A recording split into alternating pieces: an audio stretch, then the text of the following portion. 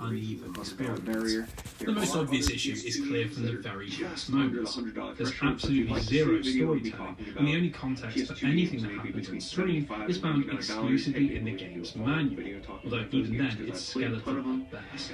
There's no Dr. Volodnik or Agent Turner, no musings about the nature of Marduk, no explanation about the pieces of the infernal machine, and Sophia Hapgood appears just twice and has virtually no dialogue. Moments like the game's finale and introduction have been filed down to the point where they're almost fun, with Indy greeting Sophia in his Canyon-like camp before randomly attacking a Soviet base in the very next scene, or Marduk dying with zero explanation as to what it even is. This might seem harsh considering it's a Game Boy Color title, but Infernal Machine released in 2001, the same year as Lufia the Legend Returns, Pokemon Crystal and Oracle of Ages and Seasons. Nintendo's Purple Handheld was more than capable of weaving captivating tales, and HotGen have very little excuse for their paltry serving. Now, while the gameplay fares a little better, it's still nowhere near substantial, and again is missing most of what made the original interesting.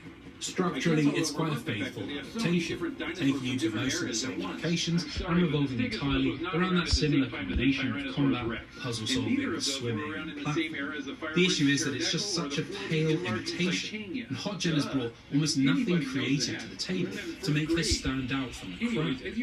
Take the combat.